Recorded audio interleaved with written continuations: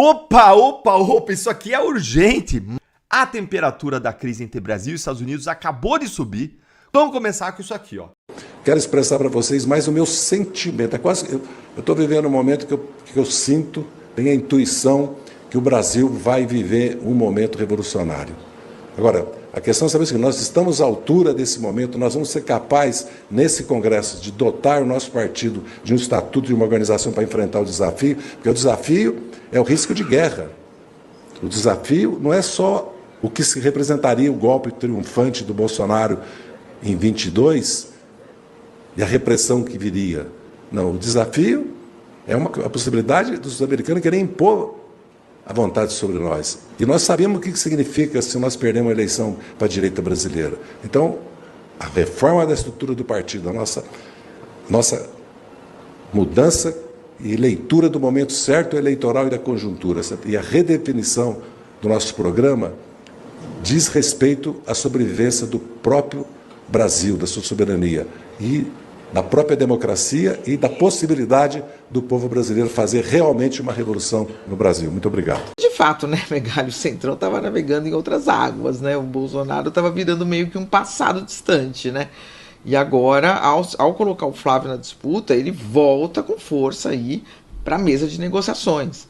Então, realmente, a desconfiança é que não seja uma mera coincidência, que o Flávio lança a candidatura e 4 dias depois passa esse projeto que ninguém queria que passasse. Os dois maiores partidos da Câmara não deixavam passar, que era o PT e o PL. Aí o PL dá sinal verde, vai e consegue fazer o projeto andar. É bom lembrar que esse projeto, qual que era o empecilho? Porque o Hugo Mota ia colocar a dosimetria para ser votada e o PL falava, nós vamos apresentar uma emenda para colocar anistia. E nós temos voto para passar anistia. Bom, mas o combinado com o Supremo Tribunal Federal é que não tem anistia. Então não vou botar para votar. Ah, tá bom, só boto para votar se vocês não apresentarem anistia. Então tinha que ter essa negociação com o PL, né? Para que todas as pontas fossem amarradas. E o PL, que resistia muito, depois disso liberou, né, Megali? Olha aí, o Bolsonaro trucou e o Centrão não pediu 6, né? O Centrão escondeu. Caiu bem aí, vai ficar menos tempo preso, mas não poderá ser candidato. Não, candidato aí também, né, nem tanto, mas conseguiu algo a mais do que ele tinha uma semana atrás, né? Ou seja, foi...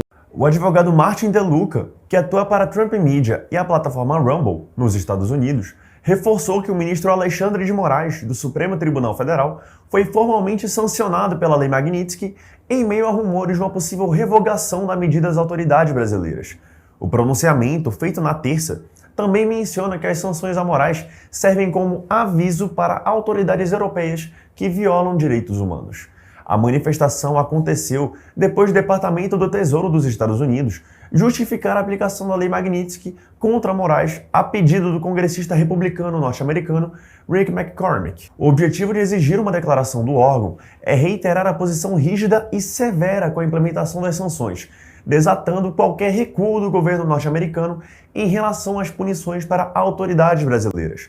O órgão financeiro alegou que o ministro foi penalizado com a sanção por prisões preventivas arbitrárias e ataques à liberdade de expressão. A carta ainda justifica que Moraes tem abusos graves dos direitos humanos em todo o mundo, inclusive cidadãos norte-americanos em solo dos Estados Unidos.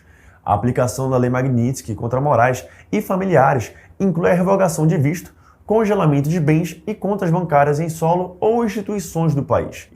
E muita gente tem me perguntado como que os Estados Unidos, Paulo, você que está aí, que tem se esforçado tanto para que os Estados Unidos orientem a sua política externa em relação a isso, como os Estados Unidos têm reagido diante desses eventos e o que os americanos têm feito acerca dessas ações do pseudo-juiz Alexandre de Moraes, o chefe que controla a coleira do general Frajola. E é uma pergunta justa. E eu pretendi abordar até essa questão no programa de ontem. Falei que nós veríamos algo acontecer, joguei a dica para vocês, e normalmente, como eu não faço tic-tac à toa, quando eu jogo uma dica, esperem que ela vai acontecer. E aconteceu de forma muito rápida, e acabou publicada pelo próprio Metrópolis, com a seguinte notícia: o governo Trump alerta a Coca-Cola após o patrocínio a evento com Alexandre de Moraes. E eu vou ler na íntegra essa reportagem do Metrópolis. Diz o seguinte: o patrocínio da Coca-Cola a um evento que teve o ministro Alexandre de Moraes como palestrante virou pauta do governo dos Estados Unidos. A questão passou a ser discutida internamente porque o presidente dos Estados Unidos, Donald Trump, decidiu sancionar o magistrado com a Lei Magnitsky em julho desse ano. Neste mês de novembro, a Coca-Cola patrocinou o 26º Congresso Nacional do Ministério Público, que contou com Moraes como um dos oradores de destaque. A edição, que ocorreu em Brasília entre os dias 11 e 14, teve como tema o MP do futuro, democrático, resolutivo e inovador. Os ingressos variaram entre R$ 820 e R$ 1.020. A coluna do Metrópolis apurou que um representante do alto escalão do Departamento de Estado ligou diretamente para um executivo da Coca-Cola nos Estados Unidos para abordar o assunto. Em tom de alerta, o oficial da gestão Trump reprovou explicitamente o patrocínio concedido pela empresa. Integrantes da Casa Branca sustentam que companhias que tenham negócios no país não podem patrocinar eventos que deem visibilidade a alvos da Lei Magnitsky, diz o Metrópolis. O caso da Coca-Cola gerou mais repercussão por se tratar de uma multinacional com sede nos Estados Unidos, mas também houve incômodo com os seguintes patrocínios: PicPay, Banco do Brasil, Caixa Econômica Federal e Febraban, a federação que representa as instituições bancárias brasileiras. Um integrante do Departamento de Estado afirmou à coluna que as pessoas e companhias que, abre aspas, prestam ajuda com apoio financeiro a qualquer pessoa designada com a Lei Magnitsky podem estar sujeitas ao risco de sanções. Questionado sobre as empresas específicas citadas, esse mesmo integrante do governo Trump reforçou que os Estados Unidos não divulgam antecipadamente sanções ou medidas de fiscalização. A coluna apurou, contudo, que Washington, prestem atenção nessa parte, a coluna apurou, contudo, que Washington adotará providências para aumentar o rigor da Lei Magnitsky no Brasil, uma vez que brechas foram detectadas. Continua ainda a reportagem do Metrópolis. Estados Unidos querem mais rigor na Lei Magnitsky. O Departamento de Estado atua para fazer com que empresas, sobretudo instituições financeiras e Big Tech, cumpram na íntegra as medidas estabelecidas pela sanção. Na prática, esse endurecimento causaria mais impactos a Alexandre de Moraes e sua esposa, a advogada Viviane Bart de Moraes, também sancionada com a Lei Magnitsky. O casal perderia acesso a todos os serviços oferecidos por essas companhias. Diz o Metrópolis, não Paulo Figueiredo. O objetivo dos Estados Unidos é comunicar com clareza para evitar que essas companhias também sejam alvos de sanções secundárias sob acusação de negligência. No caso da Coca-Cola, essa comunicação já foi feita de maneira informal com um telefonema em tom de alerta. Punições a empresas que descumprem a Lei Magnitsky costumam demorar a ser aplicadas a nível global. Vamos chegar aqui sobre isso. Atualmente, Washington tem sancionado companhias que descumpriram medidas impostas no ano de 2019. A Coca-Cola se manifesta. Procurada pela coluna nesta terça-feira, a Coca-Cola se manifestou no começo da noite por meio de nota. A Coca-Cola é parceira institucional da CONAMP há vários anos, assim como inúmeras outras empresas, apoiando o Congresso Nacional do Ministério Público, com o único objetivo de fomentar o diálogo sobre temas de interesse público e relevância social. A empresa não tem qualquer participação na definição da programação ou escolha dos palestrantes. Essas responsabilidades cabem exclusivamente aos organizadores do evento. No momento da confirmação do patrocínio institucional, na edição mais recente do Congresso, a empresa não foi informada sobre a lista de palestrantes. A empresa ou seus representantes não participaram do Congresso, nem tiveram qualquer envolvimento em seu desenvolvimento. Ah, rapaz. Filho feio não tem pai, né? Como eu disse aqui, que começaria a acontecer, né? Eu falei do comentário até do meu amigo Constantino, eu liguei para ele ontem, conversei com ele. Que a Magnitsky não pegou, que as tarifas acabaram ajudando o Lula, etc. Eu falo, calma, ejaculação precoce não. Falei que a Lei Magnitsky ia acabar acontecendo. E depois de tomar um aviso dos Estados Unidos, uma ameaça, por que não? A Coca-Cola, que patrocinou o evento com Alexandre de Moraes, não tem nada a ver com isso, pelo amor de Deus, não. Eu digo que eu avisei que isso aconteceria há 10 dias. Lembrem do meu post no X há 10 dias. Não é tirado do nada.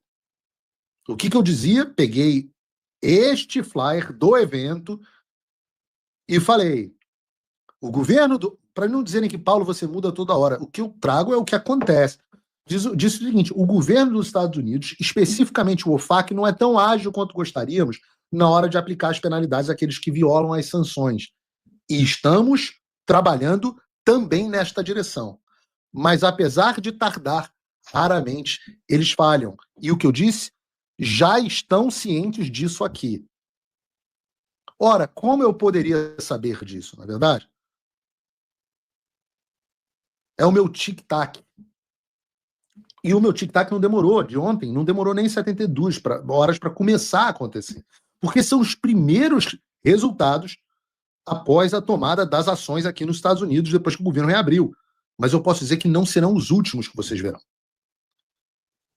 Nós teremos mais novidades sobre o assunto das sanções. E como eu disse no X também, o mal do malandro, eu sou carioca, né? Então, carioca se acha malandrão.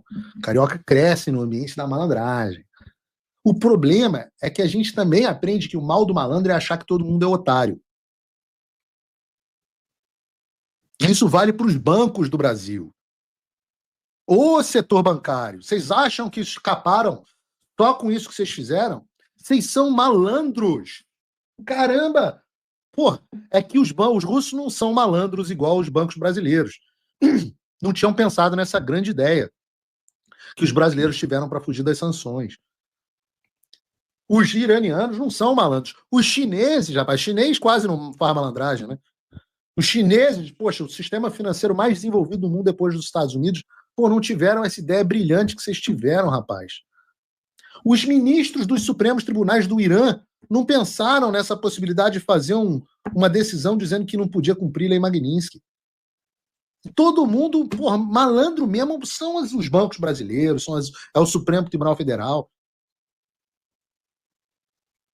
E a turma da ejaculação precoce, a Lei Magnitsky não pegou no Brasil, foi avacalhada. Desculpa, queridos.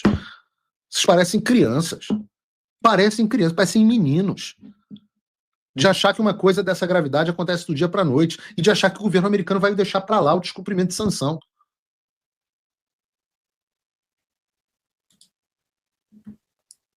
E enquanto essas... o problema da criança é que eu tenho duas filhas razoavelmente pequenas, de 9, 10 anos. Elas vão tocando, estão até aqui hoje de férias. Vão tocando os aralhos, vão fazendo cagada e acham que eu não estou percebendo. Aí quando eu chego, fica todo mundo branco. E parece isso. Parece que as crianças, depois que os avisos dos Estados Unidos começaram, que eles vão fiscalizar e estão fiscalizando o descumprimento das sanções, eu acho que as crianças em Brasília também começaram a ficar animadas. Eu não sei se vocês tiveram, eu tenho uns fetiches meio exóticos, e eu tive o fetiche hoje de olhar a agenda do Gabriel Galípolo, presidente do Banco Central. E achei que a agenda dele hoje, por uma coincidência, estava muito interessante. Das 9 às 10 da manhã, hoje, o Galípolo encontrou com o Gabriel Escobar, o embaixador interino. Não é embaixador interino, isso é bobagem da agenda do Galípolo. Ele é o oficial mais graduado da diplomacia americana no Brasil. Ele é o encarregado de negócios da embaixada americana. Também encontrou Luke Durkin e Norman Galimba, assessores econômicos da Embaixada dos Estados Unidos, no edifício sede do Banco Central em Brasília, para tratar de assuntos institucionais. A agenda dele, vocês estão olhando aí na tela.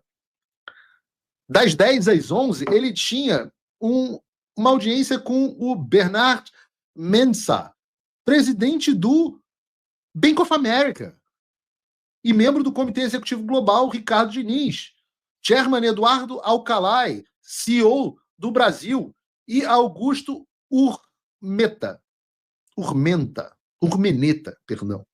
que é o presidente da América Latina, do Bank of America, também para tratar de assuntos institucionais. De 11 a meio-dia, o presidente do Banco Central teve reunião com o Marcelo Guimarães Tandioni, presidente da Mastercard, e Jamila Maluf Guedes, assistente, a General Counsel assistente. A General Counsel é a advocacia interna da empresa, justamente do setor regulatório, para tratar de assuntos institucionais. À tarde, agora, deve estar ali, ele está tendo audiência com o Danilo Aleixo Cafaro, executivo dos serviços financeiros da PicPay. Bruno, me faz um favor, a gente volta para a agenda.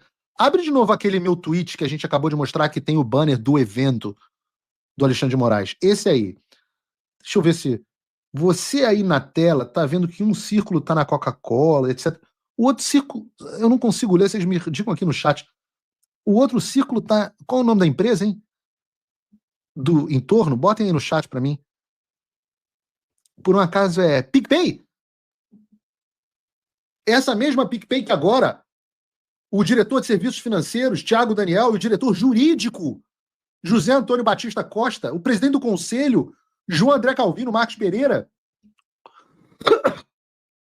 executivo de riscos. Vocês estão no Banco Central de Brasília agora, em reunião, coincidentemente nessa agenda bacana, com o presidente do Banco Central? Pô, achei que não tem nada. Também deixa eu ver qual é o assunto. Assuntos institucionais. Tem também reunião com o Thiago Rodrigues Cavalcante, presidente da Associação Nacional dos Analistas do Banco Central do Brasil.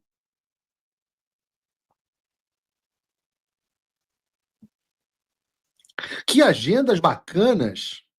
Então, Galipo abre o dia com reuniões com representantes do governo Trump, depois bancos americanos, empresas americanas de cartão de crédito, todos que são obrigados a seguir as sanções dos Estados Unidos, que agora estão sendo fiscalizadas. E aí o PicPay, o outro patrocinador do evento com Alexandre de Moraes. Que dia cheio, Galípolo. Será que é muito ousado da minha parte imaginar que as coisas têm ligação? Será que o mercado financeiro deveria estar prestando atenção? Cadê a turma que disse que ninguém ligava para as sanções? Que as sanções... Lei Magnitsky não pegou no Brasil. Cadê? Meus amigos, fogo no parquinho. É claro que eles não vão fazer para você, não vão deixar claro para você. E eu digo, calma que vocês vão sentar no colinho do papai ainda. Antes de aplicar sanções a novos indivíduos, nós vamos garantir que as sanções ao Alexandre, Viviane, Barça de Moraes Advogados, Instituto Lex, estejam assim nos cascos, totalmente aplicadas. Não vai ficar pedra sobre pedra. Aí, depois que a cabeça metafórica dos sancionados estiver colocada no espeto na porta do castelo, aí a gente parte para as próximas sanções. Andresa Matais. 129 milhões. Contrato da família de Moraes choca a advocacia. O ponto central da matéria é um só.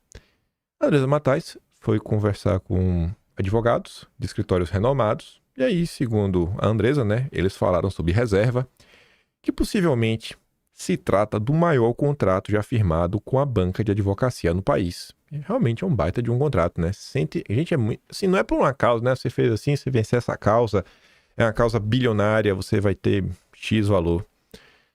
É isso, Aí o Verdivaldo comenta que se a esquerda não tivesse feito do culto ao Dom Pedro III, a sua religião, e se a Globo não tivesse ajudado a criminalizar críticas, duras a ele, isso seria um escândalo gigantesco. Vai ficar todo mundo assim, pianinho. Felizmente, para ele, o Supremo, eles têm poder ilimitado e ninguém faz nada contra eles. Também questionando sobre valores, o Renato segue por outra linha. Ele nem quer saber do escritório aqui, que aqui já se sabe. Ele fala assim, dos 500 milhões, não sei se vocês vão lembrar, na história do Banco Master falava que o Banco Master havia gasto, com serviços de advocacia em torno de R$500 bilhão. Então, dos 500, 129 já tem destino conhecido, Beleza. Essa previsão aqui eu já sei. E o restante?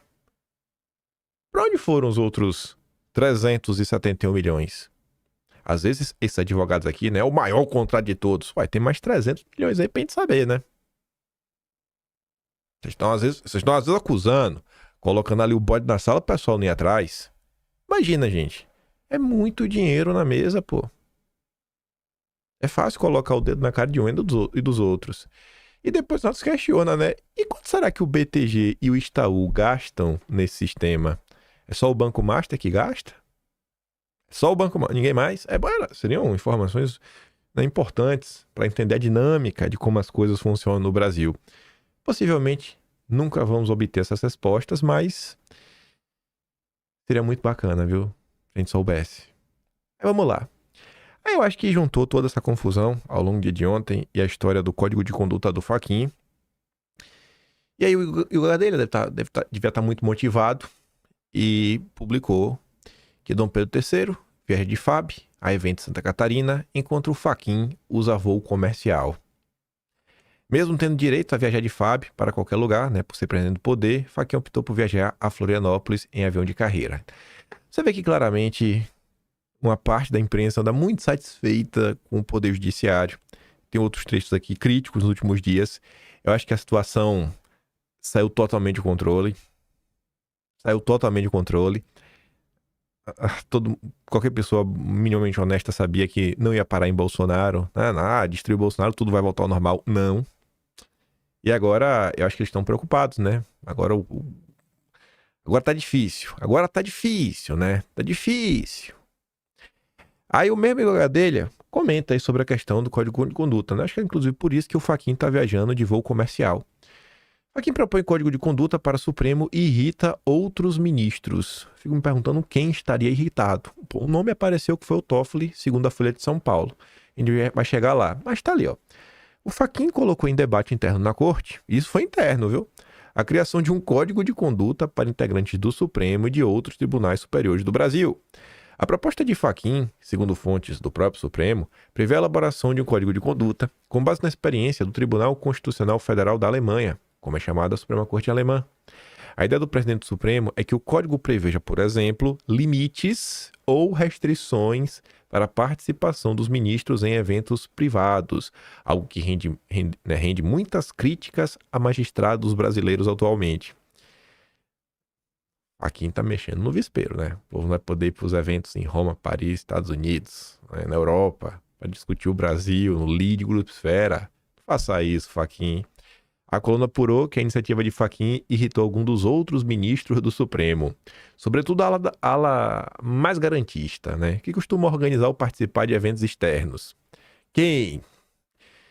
Não me vem nenhum nome à cabeça, né? Queria, mas infelizmente não vem. Já a CNN dá destaque que Código de Fachin prevê divulgação de verba recebida por ministros em evento. Eu acho isso aqui um claro ataque ao Estado Democrático de Direito. Eu acho que o Fachin tá louco. Bolsonarizou. Tá doido. Me perdoa, Fachin, isso aqui é coisa de bolsonarista. Aí o Vinícius tá ali, né? Rapaz, desse jeito ele vai sofrer impeachment dos seus pares. Como ele ousa exigir o óbvio. Não acho que é óbvio, não. Acho que isso aqui é golpismo, sabe? É coisa de golpista. Querer saber quantos caras ganham. Nem a mulher dos caras quer saber quanto eles ganham. Por Fachin querer saber. Vai entrar na cena. Não. Tá tudo errado isso aqui. Tudo errado. Todo lado da democracia. Todo lado do Toffoli. Toffoli se queixa de Fachin por defender Código de Conduta do Supremo em meio a críticas por carona em jato. Aí dali, né? O Toffoli falou para pessoas próximas. Foi irritado com o Fachin, né? Porque ele propôs, nesse momento, que ele está, né, em destaque ali, né? Ele se queixou, aliados, que Fachin aproveitou-se do momento em que ele é atacado para tentar emplacar o Código de Conduta junto à opinião pública. O Toffoli levou pro pessoal. Eu acho que o Toffoli tá certo. O Fachin foi muito antidemocrático nisso daí. Aí um dos exemplos, né, das críticas, isso aqui foi ontem. A imprudência de Dias Toffoli, né? Imprudência. Óbvio que é imprudência. O quê? Está no mesmo voo do Augusto de Arruda Botelho.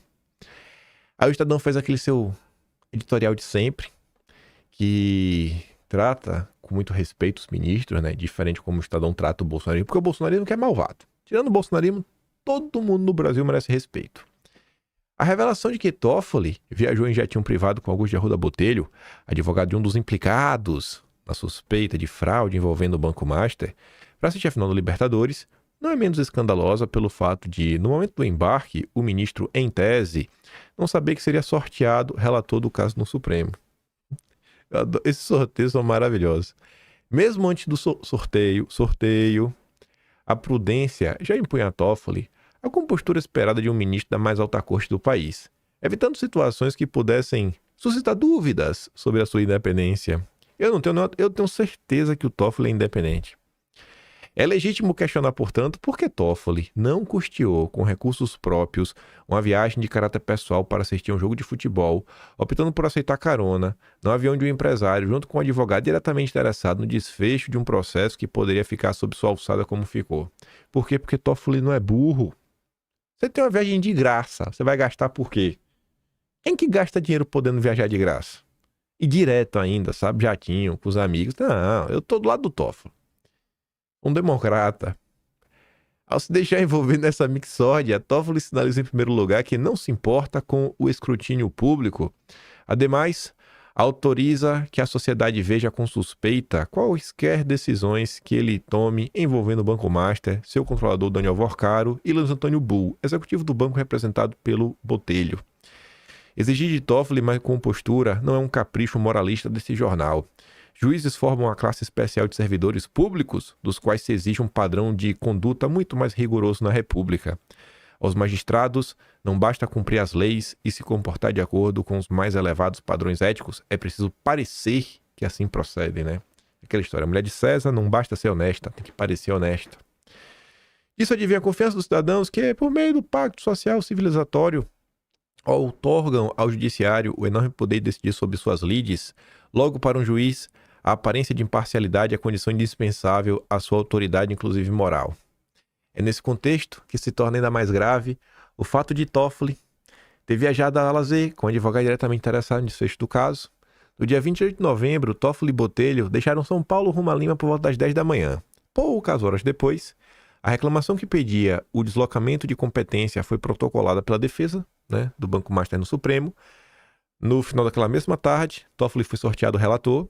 Não se trata aqui de sugerir qualquer conluio entre juiz e parte, daquele tipo que o próprio Toffoli tem denunciado para arriscar a lava-jato da história, mas de questionar se um ministro minimamente cioso da responsabilidade do cargo que ocupa poderia se permitir também prudência, para dizer o mínimo.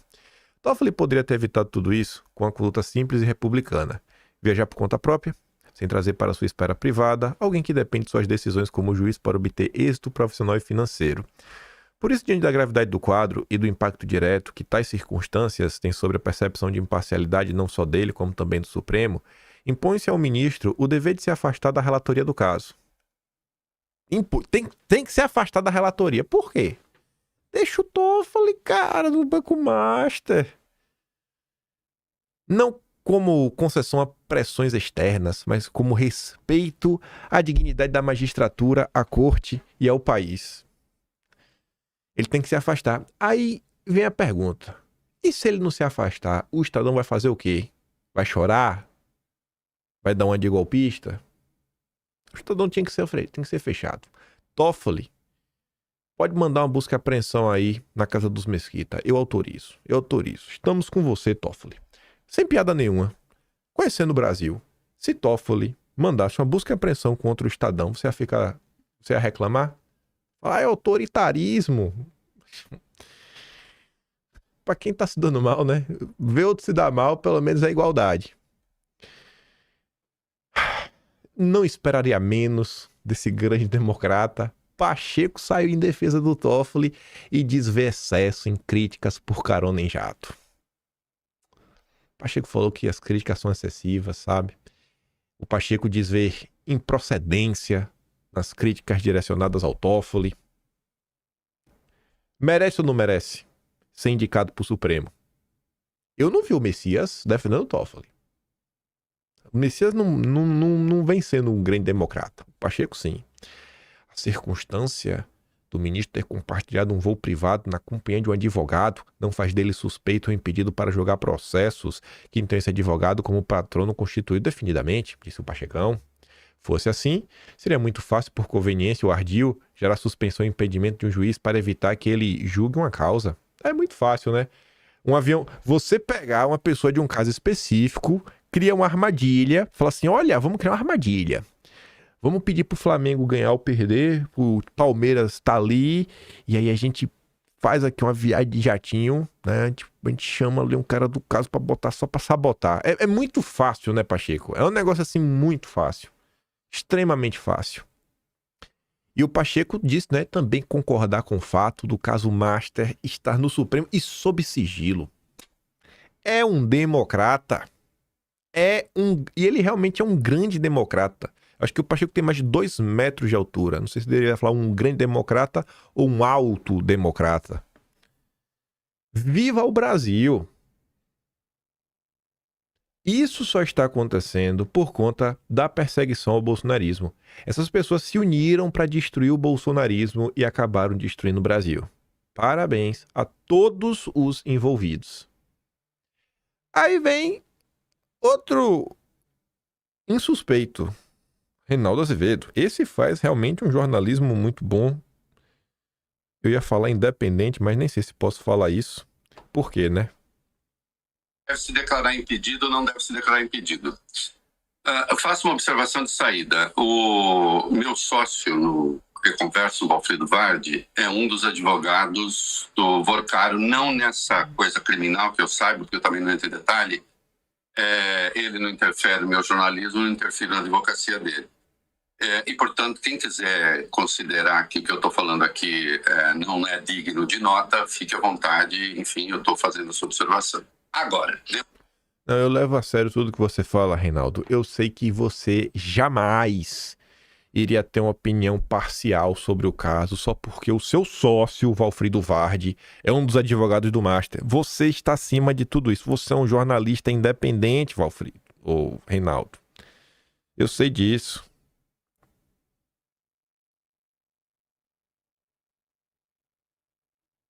Como é essa história aqui, velho?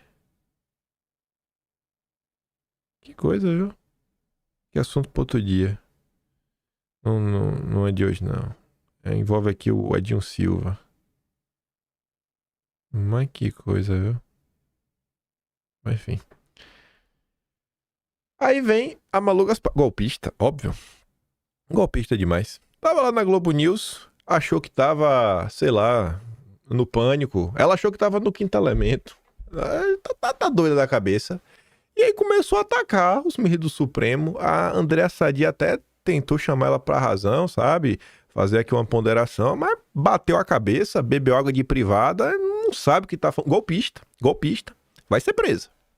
Não é porque uma coisa pode, que ela é moral. Ela é completamente imoral. Esse tipo de atitude não é assim, se é conflito de interesse ou não é conflito. Isso é conflito de interesse. Isso é, inclusive, uma falta de ética. Porque quando você pergunta para um ministro que se ele foi, ele confirma que foi, e ainda diz que não falou sobre o caso, tá rindo da nossa cara. Deixa eu só falar uma coisa, gente, só para contextualizar. O Código de Conduta é uma proposta do Fachin antes da decisão da carona do Toffoli no avião. Só para deixar claro. Não, e é melhor ter um código de ética do que não ter, mas de nada adianta ter um código de ética quando você... Mas mesmo assim, eu acho que não precisaria. Não, eu acho que a minha opinião é antes, durante e depois. Mas você fazer um código de ética, lugar onde todo mundo voa em jato de todo mundo e acha que é ok. Não é o único ministro que voa em jato, não foi a primeira vez, e esse empresário que levou o ministro Dias Toffoli para Lima já levou o ministro Dias Toffoli para Roma em outubro do ano passado.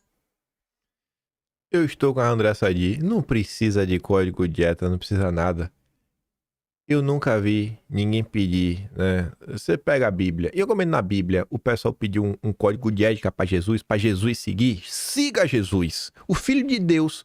Se o Filho de Deus não precisa um código de ética, imagina o Supremo. Porque assim, ó, na ordem do Brasil, você tem, sei lá, Lula. Né? Lula se acha Deus. Óbvio, Lula se acha Deus. Aí você pega, sei lá, a Janja. A Janja tem certeza que ela é Deus. E aí você tem o Supremo. O Supremo tem certeza que Deus é o escravo deles.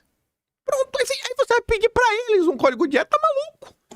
Assim, é loucura. É tipo assim, falar o universo, né, você tem que impor as suas regras ao universo. É o contrário. É o universo que gera as regras.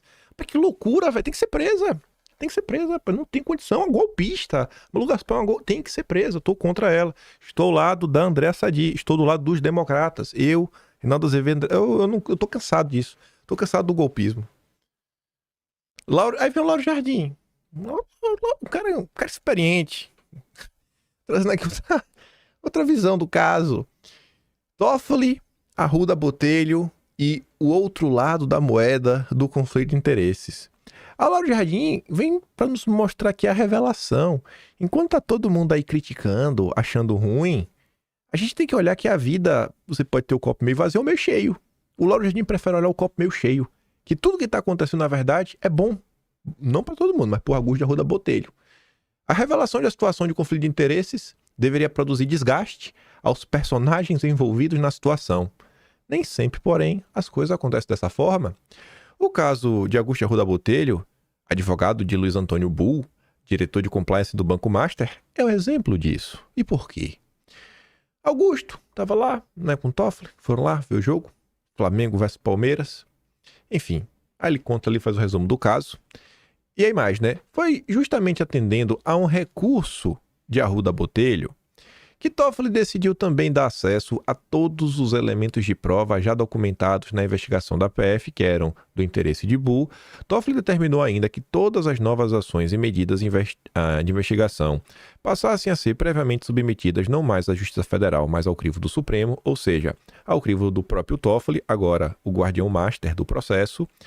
E essa história, contudo, pode beneficiar Arruda Botelho, conforme alguns colegas do Criminalista discutiam ontem em conversas privadas. Um incrédulo leitor, cidadão comum, burro, né, poderia se perguntar, mas como assim? Como isso beneficia o Arruda Botelho? Explica um desses advogados.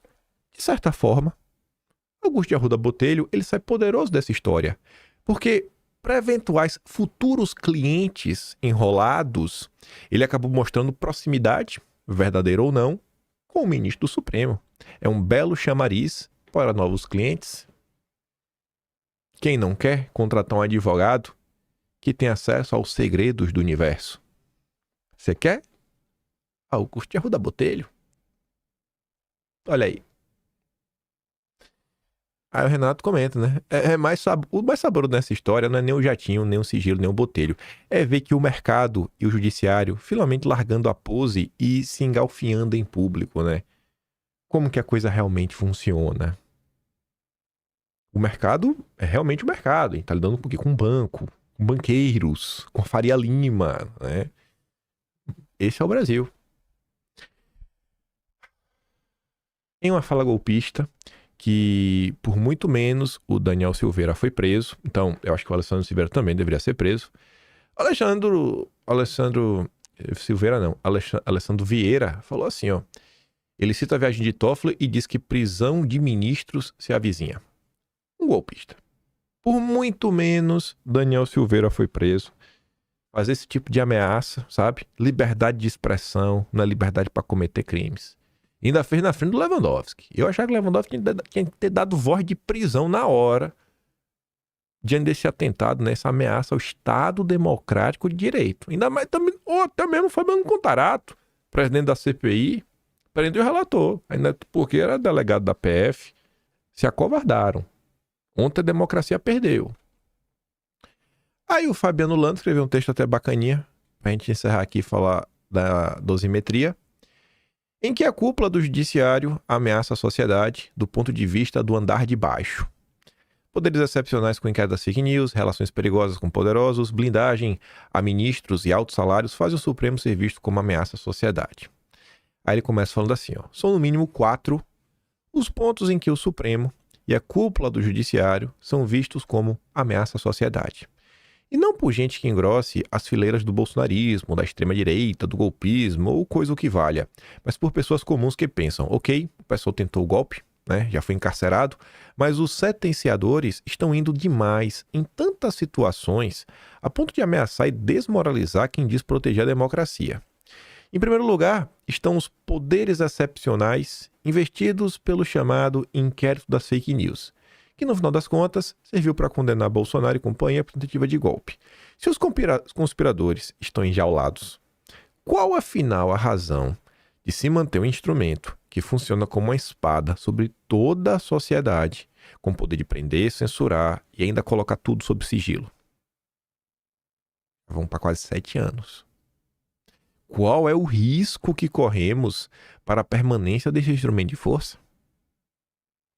Tem sido cada vez mais difícil defender nos grupos de WhatsApp dos amigos da escola de que não vivemos numa ditadura da toga. Ui! Citando até esses termos, né? Em segundo lugar, as incríveis, digamos, relações perigosas dos integrantes dessa cúpula com lobbies, setores influentes da sociedade e mesmo os poderosos com interesses diretos nas decisões dos tribunais. São palestras, encontros, jantares, caronas de avião, festas de aniversário, confraternizações com vescotes. A impressão que fica para o pobre andar de baixo é que tudo são ramificações de um grande sistema em que os grandes se protegem. Não deveria ser dessa maneira, né? Em terceiro, e tem a ver com o segundo ponto, essa blindagem determinada, né, pelo ministro Gilmar Mendes para dificultar o impeachment de integrante do Supremo, soa aqui do ponto de vista do andar de baixo como autoproteção de quem teme algo. E no caso, receia uma decisão que pode ser da sociedade, né? Eleger um Congresso majoritariamente de direita. Só porque o povo elegeu certa? São 213 milhões de pequenos tiranos. Eles são os iluminados. Ainda praticamente na mesma semana em que se revela a carona, né, para o ministro Supremo em jatinho de empresário, com presença de advogado de banco envolvido em fraudes com destino a uma partida de futebol no exterior. Como esse mesmo ministro que estava dentro do avião concedeu decisões em tese favoráveis ao dono desse banco liquidado, como argumentar no tal grupo de WhatsApp da escola, né, formado majoritariamente por profissionais liberais, de que não vivemos em um grande sistema em que os grandes se protegem para passarem a defender um candidato antissistema, é um pequeno passo. Opa! Será que é exatamente por isso que o pessoal está tão desgostoso com os candidatos do sistema? Parece que o Fabiano Lana está entendendo, né? Porque o bolsonarismo existe. Finalmente, os altíssimos salários dessa elite, o que inclui os famigerados penduricalhos, quem chegou lá na cúpula do judiciário tem sido muito bem remunerado. Há uma série de verbas indenizatórias que colocam os rendimentos de tantos juízes e mesmo assessores nas casas de dezenas de milhares acima do teto. Hoje, a sociedade está bastante consciente de que dinheiro público é dinheiro de impostos. Logo, soa até mesmo algo chocante quando os integrantes do Supremo defendem, até com vigor, este estado de coisas, como aliás ocorreu na semana passada. Tem ficado praticamente impossível defender ou justificar isso tudo para a turma que paga todas as contas de todo mundo. Tá ruim o Brasil, né? Tá difícil defender algumas coisas no Brasil, né? Mas vamos lá. Gente, hoje de madrugada, a anistia foi aprovada. Deixa eu consertar de novo. Hoje de madrugada, o PL da dosimetria, não da anistia, dosimetria foi aprovado na Câmara. Ainda tem Senado, voltar para a Câmara, Lula, vetar, sancionar, todo um processo. Às 2h06 da manhã, o Globo fazia o seguinte comentário, né? 3 dias do anúncio da candidatura. Congresso votando dosimetria às 3 da manhã. Alguma coisa mudou, hein? E realmente mudou. E você vê que quando o Flávio pontua que o preço é o Jair livre na urna e tudo mais, o Flávio também está dando um indicativo do que as eleições do ano que vem serão recheadas de discussões em torno de liberdade de expressão, sobre as vítimas, sobre os maus tratos. Então, não tem ninguém bobo, né? Tudo isso daqui tem um objetivo, né, muito democrático de tentar esvaziar esse discurso. Esvaziar o discurso de que existe no Brasil uma ditadura de toga, como disse ali o Fabiano Lana, não pode deixar isso acontecer. O PL da dosimetria foi aprovado por 291 votos favoráveis. E a Tsuki comenta, né? De repente, o anúncio do nome do Flávio parece que ajudou a desemperrar até esse projeto meia boca. O PL da dosimetria foi aprovado. Não o que queríamos, mas foi o que conseguimos até aqui. E esse até aqui foi uma coisa que não só a Tsuki falou, como algumas pessoas falaram ao longo do dia de ontem. Como isso aqui, gente, assim, isso foi colocado na mesa meio que no início do dia. Eu não sabia se realmente ia ou não. Tive um dia meio corrido ontem.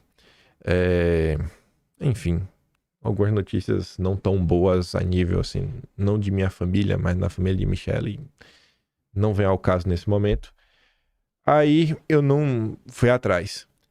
Eu realmente não possuo nenhuma informação extra, absolutamente nenhuma, além do que saiu na imprensa. Não pude conversar com nenhum parlamentar, nenhum deputado. Não tenho nenhum entendimento de bastidor extra para trazer para vocês. Então, não quero criar nem expectativa, nem tirar expectativa, nem criar otimismo, nem tirar otimismo.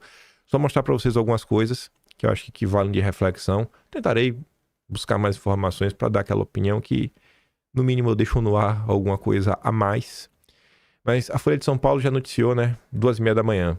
Câmara aprova projeto de redução de penas que beneficia Bolsonaro com aval do PL e protesto do governo. Assim, o benefício a Bolsonaro é que se ele estudar e trabalhar, ele vai ficar preso até 2029. Baita ajuda pro Bolsonaro. Mas enfim, no fim dessa matéria dizia que, segundo aliados, Bolsonaro deu aval à redução de penas. O ex-presidente afirmou que o projeto não resolveria o problema dele, mas resolveria o de apoiadores. De alguns apoiadores, porque de outras pessoas também, né, nada muda. Quem já está exilado segue exilado, como o próprio Eduardo, outras pessoas também. Porque, enfim, né? O caso do Felipe Martins não resolve, do Ramagem não resolve, do Silvinei Vasco não resolve, do Heleno, do Braga Neto, resolve da turma do 8 de janeiro. Basicamente isso. Nem tinha sido aprovado ainda o projeto na Câmara. O Metrópole já tinha dito que Alcolumbre disse que votará a dosimetria no Senado este ano. Ou seja, tudo indica que o Mota falou com o Alcolumbre, já tem um certo alinhamento. Eu fiz um compromisso com os líderes e com o Brasil de que, se a Câmara deliberasse esse assunto, o Senado deliberaria sobre esse assunto. Nós vamos deliberar assim que a Câmara deliberar, este ano ainda. Então, talvez aí delibere hoje. Olhando algumas postagens nas redes sociais, eu peguei 3 e eu acho que é fácil de entender porque eu peguei essas 3. Primeiro, Paulo Figueiredo. Paulo Figueiredo, sei lá, tá meio por dentro da situação. Não que ele e Eduardo concordem 100%. Eles não concordam 100%. Tem alguns casos que eles realmente divergem. Não sei se esse é um desses casos. Ele comenta, né? Fui o maior crítico da estratégia de se aprovar a redução de penas antes de anistia ampla, geral e restrita, mas neste momento reconheço que não temos outra opção melhor. Se eu estivesse no Congresso, votaria favoravelmente e continuaria lutando pela anistia. O Mário Frias, normalmente sempre esteve aí na tropa de choque do bolsonarismo, comenta, né? Pessoal, foi votado agora o projeto que reduz as penas dos presos do 8 de janeiro. Esta Constituição foi fruto de muita luta, nasceu uma decisão generosa de Bolsonaro, que no mesmo dia que descobriu que terá que fazer mais uma nova cirurgia, foi publicado pela imprensa, gente, não é bobagem, né? Que mesmo privado de sua liberdade, pensou primeiro nas centenas de famílias que agora têm a chance de reencontrar seus entes queridos neste Natal. Percebam a profundidade, aí diz, né? Data que simboliza o nascimento de Jesus Cristo, a esperança e a libertação. Percebam a profundidade desse gesto. Uma líder político do Brasil, injustiçado e perseguido, abrindo mão de si mesmo para priorizar brasileiros comuns que, assim como ele, acreditam em um país mais livre, justo e verdadeiramente democrático. É um ato simbólico, sublime e carregado de representatividade. Não é exatamente o que desejávamos. A anistia completa continua sendo nosso objetivo final, mas este é um passo importante dentro do que hoje é viável. Uma maratona não se vence com um único sprint, ela exige estratégia, perseverança e coragem. Estamos avançando. E deixo claro, não vamos parar aqui. Não vai ser. A Tsuko falou, até aqui foi o que teve dosimetria. Seguirei lutando todos os dias pela liberdade e pela elegibilidade de Bolsonaro. Ninguém imagina o quanto anseio pelo dia em que poderei abraçá-lo novamente, ouvir um conselho, uma palavra amiga, dividir uma boa risada. Até lá, seguimos firmes na fé e na luta. E o último que eu trouxe aqui foi do Polon. Polon ontem, ele apresentou várias coisas. Ao longo do dia ele estava relativamente bem crítico ao projeto. E eu acho que aqui a postagem reforça que o projeto está longe de ser um negócio bom, maravilhoso. Ele fala assim, aprovada a dosimetria, respeitosamente, não consigo comemorar. Foi o voto mais difícil, num dos momentos mais difíceis da minha vida. Meus amigos estão presos, mas não poderiam ser isoladamente ponto de discordância. Porque Felipe Martins continua aí, o Vasquez, Eduardo Bolsonaro, Paulo Figueiredo, Jair, dentre tantos outros. Só que aí o Polon fala uma coisa que me agrada muito mesmo. Votações são feitas em grupo, e o grupo a que pertenço fechou questão. É bom ver políticos que entendem a importância de um grupo.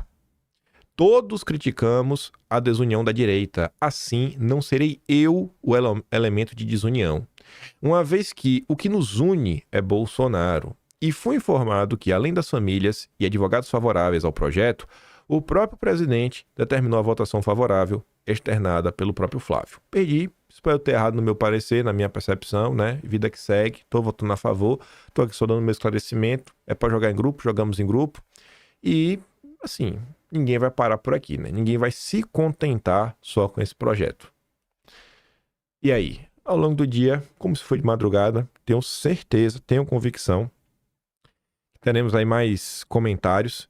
Eu acho que é uma situação que toda a classe política deveria comentar sobre ela, porque a gente vinha todo mundo numa linha, e que eu acho que faz muito sentido, Polon até reforça, e quando você tá aí pedindo anistia, a partir do momento que você aprova a dosimetria, você dá uma enfraquecida, não, já tem anistia, agora que é pra Bolsonaro, pro golpista, vem toda aquela ladainha chata, né? Então é isso. Não sei, seria... Beleza, Bolsonaro falou, mas eu acho que é importante, sabe, os deputados falarem e eles também explicarem que projeto é esse, o que é que esse projeto prevê.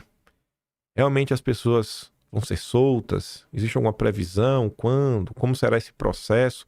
Até para as próprias famílias das vítimas ficarem um pouco mais por dentro.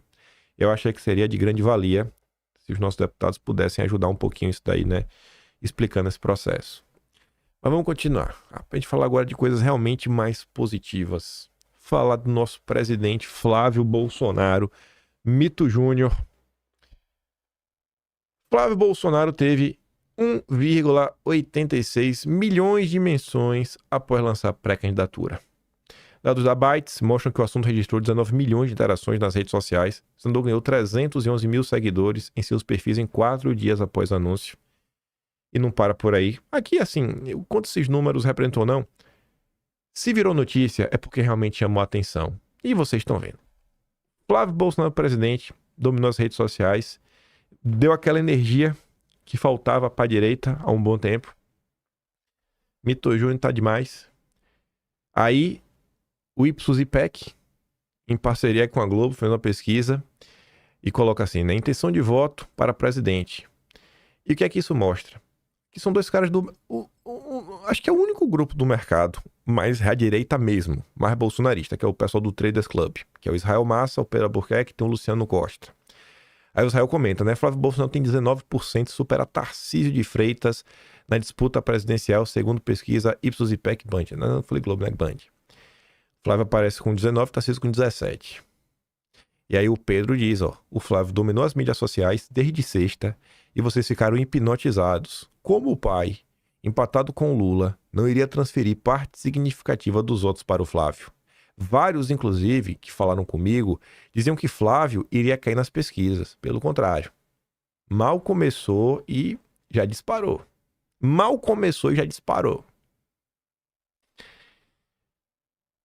Outra pancada.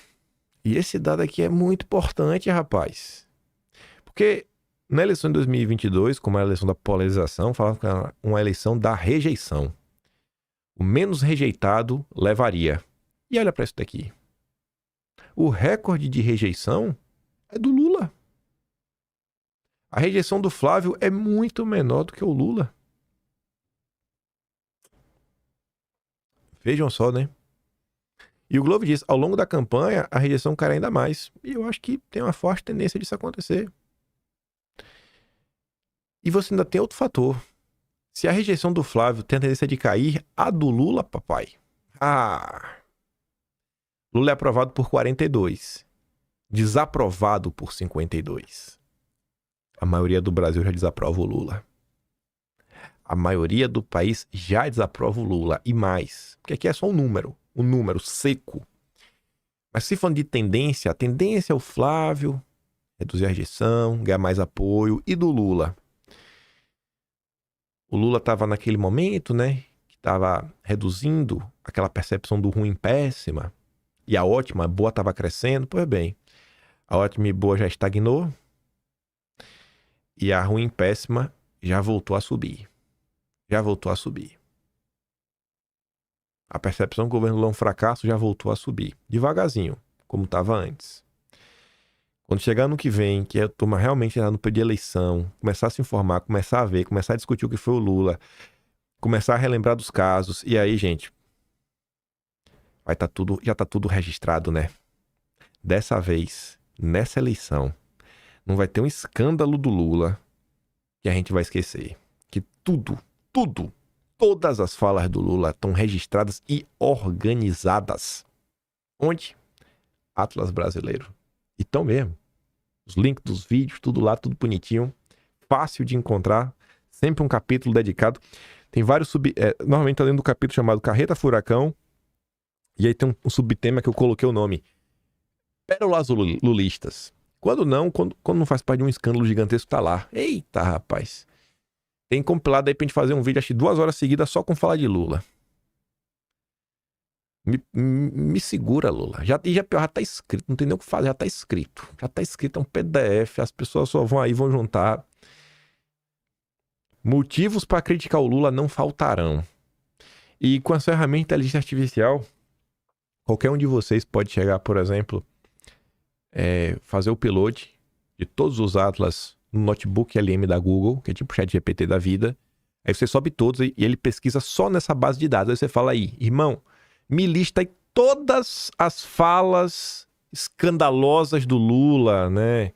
Falas que desgastam ele. E me dá aí as páginas e cada volume que estão. Não dá nem trabalho de pesquisar.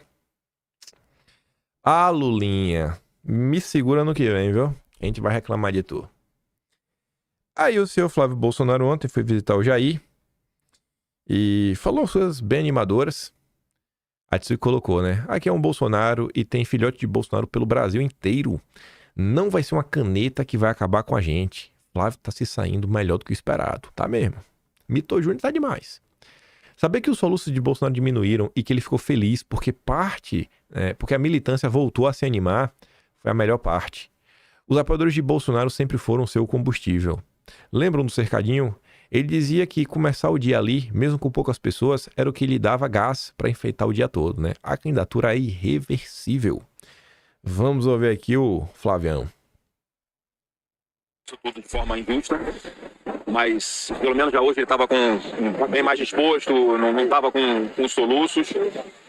Comuniquei a ele que a defesa dele vai protocolar hoje o pedido de domiciliar humanitária com todo o embasamento técnico e que eu acho que tem tudo para, se houver um mínimo de bom senso e de humanidade, o presidente Bolsonaro ser transferido de volta para sua casa. É o que eu espero, é o que eu rogo a Deus aí que aconteça.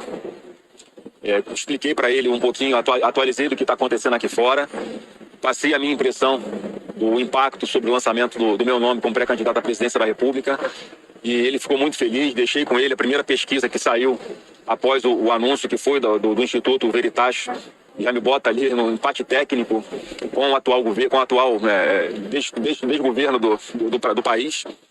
Ao contrário do que muita gente estava imaginando, querendo dizer que era um nome inviável, que era um nome que não ia decolar, que não tracionava, a gente vê que já existem pesquisas. Eu não tenho nenhuma vinculação com esse primeiro instituto que fez a pesquisa, já mostrando o que eu sinto nas ruas.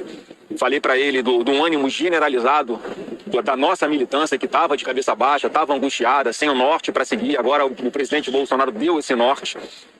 Então, falei que essa candidatura é irreversível, palavras dele, não vamos voltar atrás, vamos seguir em frente.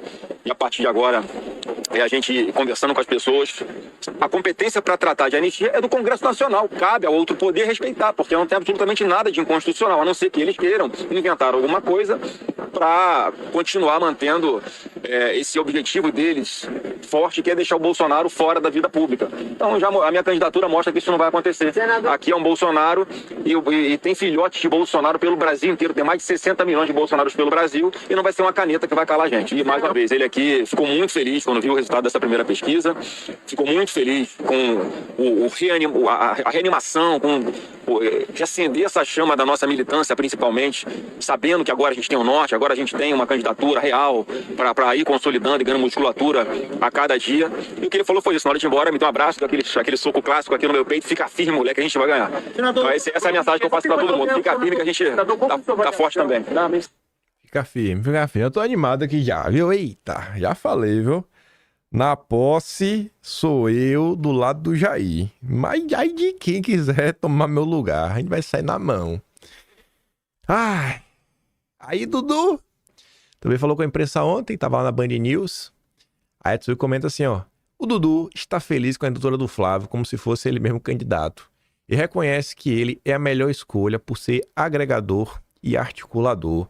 É curioso que mesmo Eduardo e o Jair sendo vistos como os cachorros loucos, eles nunca fecharam as portas para ninguém e ainda assim enfrentaram resistência. E o Flávio, mesmo sendo o sereno e palatável, enfrenta a mesma resistência daqueles que usavam justamente a desculpa dos cachorros loucos, né? É doido isso, né? Ah, o Mito Júnior tá demais também. Vamos aqui ouvir o Dudu. O Brasil ele não vive uma normalidade democrática. Nós temos um ex-presidente honesto cumprindo uma prisão política e eu acredito que assim que nós mudarmos o cenário político, essa prisão política ela será consertada, né? Não só de Jair Bolsonaro, como a de cerca de 1.000 pessoas envolvidas aí no 8 de janeiro. Então, a candidatura do Flávio, ela partiu com muita conversa, sim, né? Os bastidores estavam em pleno diálogo. Eu fui um entusiasta muito grande da candidatura dele, porque, mais do que tudo, nós temos que ter alguém com a coragem e a serenidade para colocar adiante aquilo que é mais necessário nesse momento, né? Liberdade, justiça. Então, Flávio, ele sempre foi muito engajado desde sempre na pauta da anistia, vai seguir trabalhando por ela e eu acredito também que é o melhor nome entre nós da família Bolsonaro e da direita, porque ele é um perfil articulador, é um perfil agregador, já recebeu o apoio do governador Tarcísio de Freitas, está com um apoio muito forte dentro da direita, então tem tudo para decolar ainda mais o nome do Flávio Bolsonaro. Jair Bolsonaro, mais uma vez, com essa posição do Paulinho da Força, ele enaltece a sua coragem e o seu sacrifício. Jair Bolsonaro está puxando uma prisão injusta, mas está aceitando fazê-lo para colocar adiante um projeto de país verdadeiramente que serve aos interesses do povo. Eu tenho orgulho do meu pai pelo seu posicionamento e, Deus quiser, essa cadeia será muito breve. Quase um ano para o próximo pleito eleitoral. Até lá, o senhor avalia que essas conversas elas vão se azeitar? Vai se chegar a um acordo para que a gente tenha um nome só disputando pela direita ou essa possibilidade de outras lideranças surgirem aí no decorrer dessa campanha? Não tem absolutamente problema nenhum. E eu discordo que existe uma divisão. Se não me engano, em Barretos, quando subiram no palanque Tarcísio de Freitas, Ronaldo Caiado, Romeu Zema e Ratinho Júnior, eles anunciaram um pacto que num primeiro turno cada um levaria a cabo a sua candidatura e num eventual segundo turno eles apoiariam aquele da direita que fosse ao segundo turno eventualmente contra o Lula. E nesse momento ninguém falou de divisão. Então o Flávio, na verdade, ele só é mais um player, mais um jogador, mais um candidato nesse cenário político. Não é que se falar em divisão. O Flávio, mais uma vez, é uma pessoa de perfil articulador, né? Não, todos nós sabemos que o principal inimigo do Brasil é o Lula e eu quero que essa argumentação valha para o Flávio, porque muito se falava antes da sua candidatura, né, que olha, o inimigo é o Lula, temos que estar contra o Lula. Aí quando o Flávio sai candidato, essa união desaparece. Tem gente que começa a falar, agora eu vou votar no Lula mesmo. Então, na verdade, as máscaras estão caindo. E, no final das contas, tem que combinar com os russos. Quem são os russos? A população brasileira.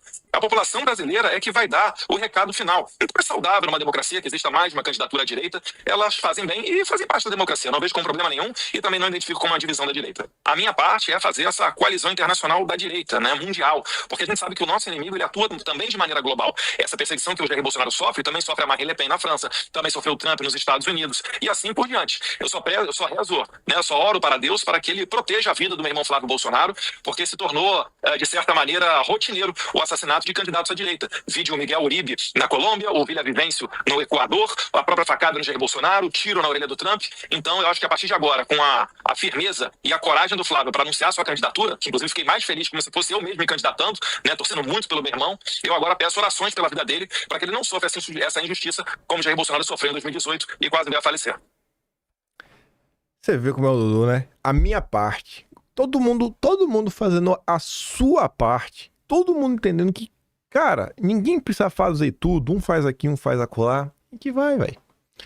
Rapaz, tô feliz como se fosse minha candidatura, eu também. Então tô feliz do mesmo jeito, velho. O Mito Júnior nasceu pra ser presidente, velho. Só a gente pode ter descoberto tarde aí, mas o Mito Júnior, não tem nem o que falar.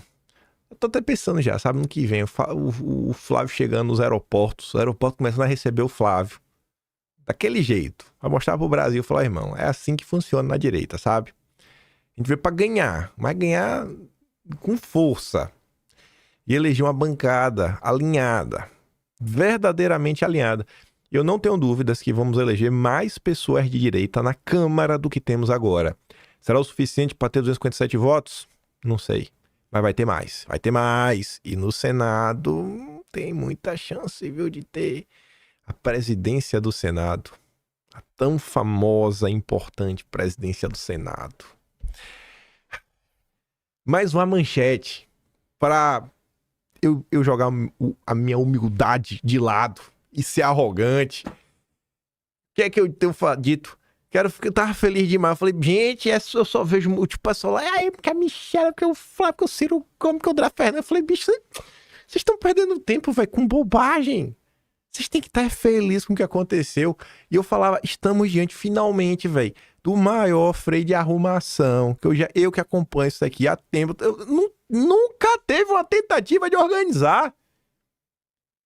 Flávio reúne presidentes de diretórios locais do PL, pede unidade e veta alianças regionais com partidos de esquerda. Vral! Ordem na casa! Respeito o Mito Júnior! Uma resolução já vedava a prática. O que se viu nas eleições municipais do ano passado, no entanto, foi uma série de alianças com partidos que integram a base governista. E com conversa, e essa conversa, além de tudo, gente, além de impor isso, mostra o quê? Preocupação, velho. Mas falar, gente, vamos jogar junto, velho, sabe?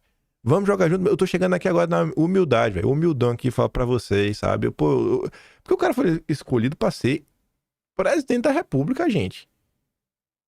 Rapaz, mais de 200 milhões de brasileiros, sabe?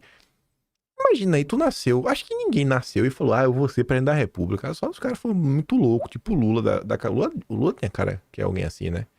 Mas sei lá, acho que o cara também nem pensa nisso daí. O cara vai pensar quando a situação meio que vai pintando. Às vezes nem passa na cabeça do cara. E aí você fala assim, bicho. Aí o cara fala, não, vamos aí, pô. Tô aqui numa posição que realmente é a virada de mesa, botar nosso nome na história. E peço a vocês, vamos. Dessa vez vai. E tem que ir. Uma eleição diferente do que foi a eleição de 22, que foi da de 2018. A de 2018, a gente foi ter um partido faltando horas para encerrar o processo. A de 2022 vai ter um partido assim com meio de um ano, aí foi aquela confusão, o pessoal começando a se filiar e tudo mais, ninguém tinha base, não tinha nada. Poxa, a eleição de agora é diferente. Você tá chegando com o fundo partidário mesmo, o fundo partidário lá que fez na eleição, diferente do que aconteceu em 2018, diferente do PL que era o fundo que o partido tinha, e teve lá que dividir para todo mundo. Não, agora tem o fundo que a galera conquistou. Teve tempo para fazer base, teve eleição municipal. Teve muita coisa, muita. Agora a gente tá indo tempo para sentar, conversar, discutir. Não chegou de última hora. Não tem disputa. Disputa não tem desculpa pra gente não chegar com tudo nessa disputa. Aí ontem, a imprensa não revelou, eu só coloquei a notícia. A manchete é a notícia, porque ninguém sabe o conteúdo. Mas tá ali, ó, caciques do Centrão se encontram após reunião com Flávio. O Marcos Pereira tava nessa reunião, tava ele, tava o Rueda, tava o Ciro Nogueira. Falaram que estavam conversando entre eles. Se encontraram ontem, só pra falar de 2026, óbvio. É nosso Flávio, é o Mito Júnior, E pra chegar aqui no finalmente do vídeo, que terei mais algumas coisas pra comentar, mas só quero mostrar 3 coisas. Copeiro Ruizão, Mito Júnior e o Carluxo. Começando pelo Ruizão, né? Ele fala o seguinte: ao apoiar o Flávio, Bolsonaro colocou o pé na porta. Como assim? Até agora o que estava acontecendo era esse rolo compressor contra Bolsonaro para apoiar o candidato do grande capital, ou seja, o candidato da Faria Lima. Agora, Bolsonaro colocou o pé na porta. Ele estava quieto. Aí o que acontece? Ele colocou o pé na porta com a candidatura do filho. Num certo sentido, Bolsonaro radicaliza a situação, mostrando o seguinte: se não tiver uma oferta muito vantajosa, ele vai para a eleição. E não tem oferta vantajosa, porque a oferta vantajosa é o próprio Bolsonaro ser candidato. E aí, olha o que o Ruizão diz, rapaz. Essa parte aqui, ouvir da boca da esquerda, tem um sabor diferenciado, sabe? Uma coisa muito interessante disso, os dados da situação mostram aquilo que a gente sempre falou. O quê? Bolsonaro não é o candidato do grande capital, Faria Lima. Porque se ele lança o filho, a bolsa cai, o dólar sobe, mostra que ele é o candidato que está em oposição ao grande capital, como Trump. Tá contra o sistema, né, Ruizão? E agora? Agora o pessoal vai ter que fazer campanha pro Flávio. Agora eu acho o seguinte, né? O que ele vai fazer agora é que são elas. A conversa antes do Flávio ser lançado é que Bolsonaro era um cachorro morto. Se Bolsonaro fosse isso, né? Qual a importância do lançamento do filho? Se Flávio for para a eleição, quem vai para o segundo turno é ele. Não tem o que discutir. E aí, a burguesia vai ser obrigada a apoiar o Flávio contra o Lula ou o Lula contra o Flávio. E aí desfaz toda a manobra que era nem Lula nem Bolsonaro. Que estão tentando até agora isso, hein? É um ano de guerra contra o Bolsonaro para terminar. E é um ano de guerra para o Bolsonaro para terminar em nada. E ainda imagina se terminar com a vitória do Flávio. Toda a perseguição feita, todo esse descalabro do judiciário, toda essa passada de pano para terminar, Mito Júnior eleito. Flávio Bolsonaro para o eleitorado parece a mesma coisa que o Bolsonaro, sim. Mas o Haddad, para o eleitorado do Lula, não parece o Lula. O Haddad é um homem interno em gravata, é um acadêmico, é um playboy. Lula é um operário. Na hora da eleição, isso conta muito. Muito. Pegando o gancho aqui para reforçar quem é antissistema mesmo, o Carlos ontem falou o seguinte, né? O que realmente é o Centrão? Certamente não é a liberdade econômica de verdade, nem a autonomia do cidadão. O projeto é outro, silencioso, mas evidente para quem presta atenção. O Centrão opera para preservar os interesses do mercado financeiro, garantindo lucros astronômicos aos bancos e sustentando um modelo de juros estratosféricos que estrangula famílias, empresas e governos. Cada aumento da taxa, cada manutenção artificial desse patamar absurdo fortalece exatamente os mesmos grupos que sempre lucraram com a fragilidade do povo. Esse arranjo não tem nada a ver com a prosperidade ou livre iniciativa. Pelo contrário, cria-se um ciclo de dependência bancária onde o brasileiro é empurrado para o crédito caro, para o endividamento permanente e para a submissão econômica. Um sistema que transforma o trabalhador em devedor e o empresário em refém. Enquanto isso, o discurso de responsabilidade, equilíbrio, moderação política serve apenas de cortina para manter a engrenagem funcionando. Um bloco político que negocia poder, controla verbas, drena recursos e segue obedecendo ao comando dos verdadeiros chefes, os que lucram com a paralisia do país. Não é liberdade, não é desenvolvimento, é controle. É a manutenção de um modelo que escraviza financeiramente o povo e garante que o sistema siga governando nos bastidores, acima da vontade da população. Enquanto muitos fingem não ver, a realidade é simples. Quem controla os juros, controla o país. Quem controla o juro, controla o país. E eu não acho que o Carlos está todo errado, não. Que é o seguinte, né? Vou pegar aqui a caneta. Tempo de explicação. Pensa assim, gente. Juros, né? Quanto maior os juros, menor é o I de incentivo para empreender. Porque fica mais caro, né? Fica mais caro. Vai ficar melhor. O incentivo é o quê? Botar o dinheiro na Selic para ficar parado. Pronto. Passado daqui, lembra que ontem eu falei uma parada que eu falei, isso aqui me pegou, ficou muito animado, quando eu vi o Carlos falando, o Flávio falando, mas assim, pô, a gente tem que ter responsabilidade e tudo mais, e assim, tratar as coisas com mais responsabilidade. Ele não quis falar de austeridade fiscal, equilíbrio fiscal, ele falou responsabilidade. E falou sobre relação dívida-PIB. Por que isso é importante? Que eu falava, gente, tripé macroeconômico, câmbio flutuante, meta de inflação, superávit primário. Se você vem com essa história, que o que a gente tem que olhar é a relação dívida-PIB, você já implodiu 2 pilares do tripé, que é meta de inflação e superávit primário. Para que serve meta de inflação? É um valor que você diz que tem que ser uma meta e você força o Banco Central, através de uma política monetária, a alcançar essa meta. E no Brasil só existe um único caminho, porque o povo é imbecil, de alcançar a inflação. É juro. Então, se a inflação está alta, você aumenta o juro, você aumenta o juro, você aumenta o juro, você aumenta o juro. E só isso, que no final do dia vai dar dinheiro para quem não quer trabalhar. Então, quando o Flávio fala, cara, vamos pensar em outra situação, vamos pensar na relação, né? Vou botar aqui, ó, relação de dívida barra PIB. Relação dívida-PIB. Por quê? Vamos trazer um dado do próprio Banco Central. Para cada 1% que você aumenta da Selic, segundo o Banco Central, você gera um custo por ano só de juro, por conta do tamanho da dívida do Brasil, de 50 bilhões. 50 bi, cada 1%.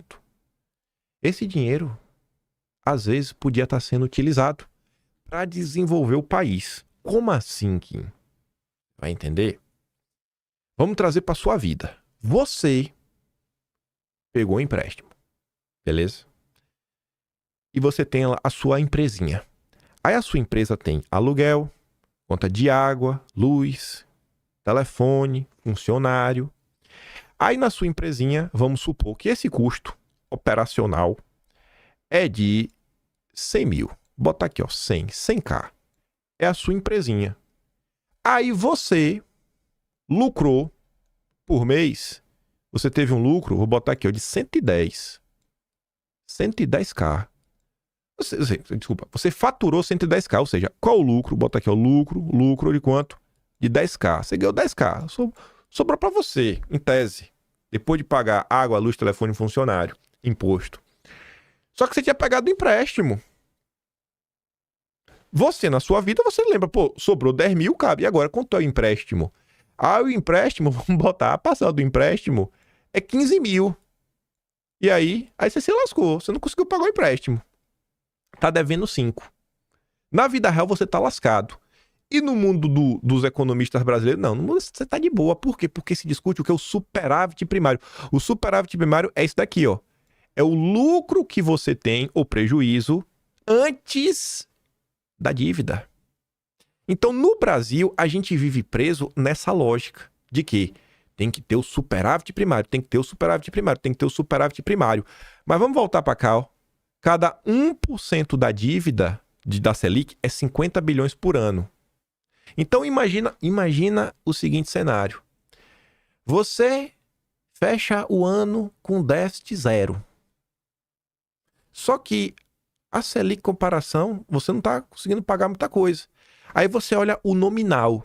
A Selic é zero, mas o nominal, que é quando você coloca coisa, você fica devendo 200 bilhões. Pensa nesse cenário.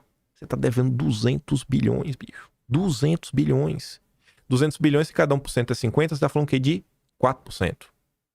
4%. É 200 bilhões. Você terminou no prejuízo.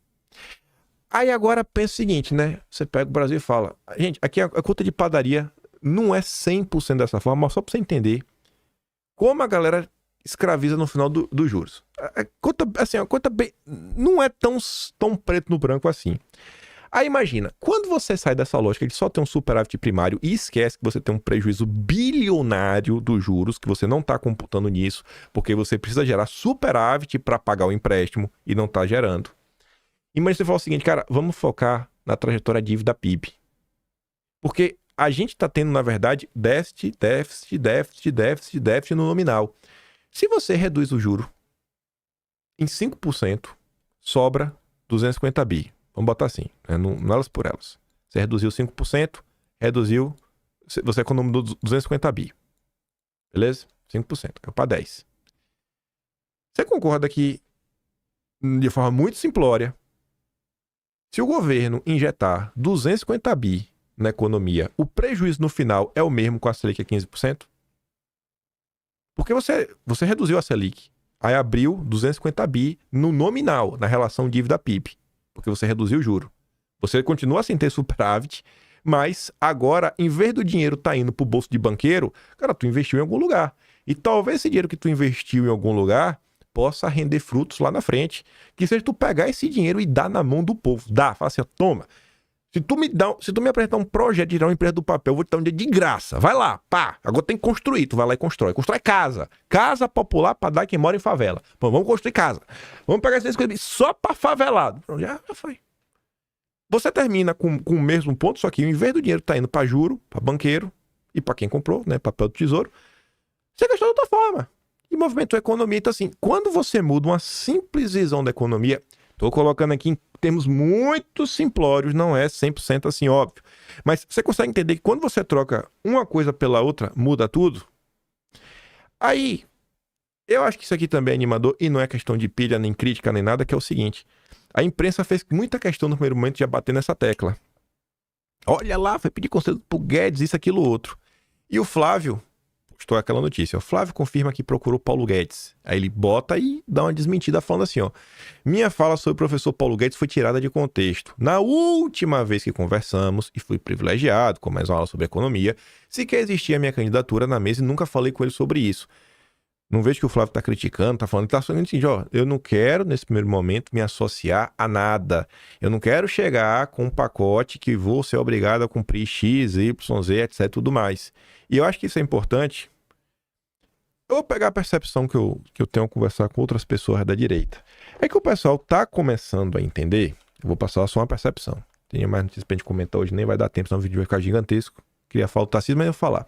Mas o pessoal tá começando a entender que, assim, o tempo passou, eu já vi isso na boca mais de uma pessoa, o tempo passou, as pessoas começam a entender um pouco mais como é que funciona a vida, como é que funciona o mundo, estão começando a entender que os problemas da nossa era são um pouco diferentes e que a gente deveria estar se questionando mais sobre eles e que talvez só reaplicar algumas fórmulas não sejam suficientes. A gente vive hoje num mundo que a própria questão trabalhista não é 1850, Revolução Industrial, que até criança trabalhava. Não é isso. Não é, sei lá, 1700 que você tinha escravidão. Não. Graças a Deus, né? Não é, sei lá, início do século XX, que às vezes mulheres não trabalhavam, iam só trabalhar. Não, também não é isso. A gente também não tá no cenário que agora tem a CLT, porque também o pessoal não valorizava o trabalhador. Não, também não é isso. A gente tá numa era da inteligência artificial, da uberização da economia, né? Assim, empregos cada vez... que os contratos são cada vez mais maleáveis e possíveis de modificação. Então, assim, como pensar o mercado de trabalho diante dessa nova realidade diante de nós?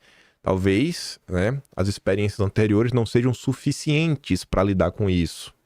Moradia hoje é um problema que era diferente lá de trás. Lá de trás, às vezes, faltava crédito, faltava, sei lá, empreender engenharia, tudo. Hoje existe realmente uma crise imobiliária que muita gente acabou comprando imóveis, viraram, assim, grandes grupos de locatários, né? Todo mundo que consegue dar uma prosperadazinha, né, na vida, compra um imóvel, já está subcontratando e tem uma inflação grande no preço de imóveis no mundo inteiro. Como resolver isso? Então, tá dando para ver que, assim, cara, a gente vai para onde? Então, nesse momento, não tem nenhuma tentativa de bater no é por aqui. Calma. E o pedir a calma é importante porque é exatamente isso que mostra. Olha, a gente realmente precisa ter uma discussão mais séria em torno desses pontos. É por isso que estou pedindo calma. É porque realmente esses assuntos estão sendo pensados para trazer realmente, gente, melhoria para o Brasil, para o povo brasileiro. É o governo Mito Júnior. O governo Mito Júnior tá vindo aí, velho. O governo Mito Júnior tá vindo aí. E vamos nessa. Nossa senhora, velho. Tô empolgado demais com o governo Mito Júnior, viu? Com certeza ele vai falar muito sobre... Já começou a campanha, né? Estamos em campanha. Estamos oficialmente em campanha. Mas enfim, volto a falar. Dei pra vocês uma explicação bem simplória. Só pra, assim, um brainstorm de algumas coisas pra mostrar como você mudar um simples critério de analisar o Brasil. Falar, cara, vamos aqui realmente analisar se a gente está se endividando ou abatendo a dívida, né? Vamos olhar dessa forma e não só focar em entregar um superávit primário, superávit... Não, calma. E talvez, né, a questão do juros não seja assim tão preto no branco. Deixa eu ver se tá aqui fácil, só para mostrar para vocês a manchete. Quer dizer, fácil não tá, mas tá aqui no vídeo. Tô passando, gente, um monte de coisa para mostrar, né? Pronto. Só vou mostrar a manchete, ó. Essa aqui, ó. Quiserem ler isso daqui, eu recomendo. Existe um buraco negro onde a teoria da inflação dos bancos centrais deveria estar. Não se pode mais confiar nas antigas suposições sobre expectativas e metas. Financial Times falando sobre isso. Então, se até o Financial Times já chegou nessa conclusão, imagina, sei lá, né, o que a gente deveria estar se discutindo. Será que as coisas realmente são tão calcificadas que não mudaram nada? A gente só vai repetir o que já foi proposto antes? Ou a gente vai vir com um plano realmente mais coeso, mais organizado para salvar o Brasil. Fico por aqui. Se gosta do meu trabalhinho, quiser ajudar um pouco mais, posso ser membro do canal, tem um botão de valeu, tem um Patreon na descrição e tem um Atlas brasileiro, kimpaim.com, sem BR. Eu não tenho dúvida que será muito útil nas eleições do ano que vem. Vejo vocês amanhã. Aquele grande beijo e abraço. Tamo juntos. Valeu, meus amigos. Fui!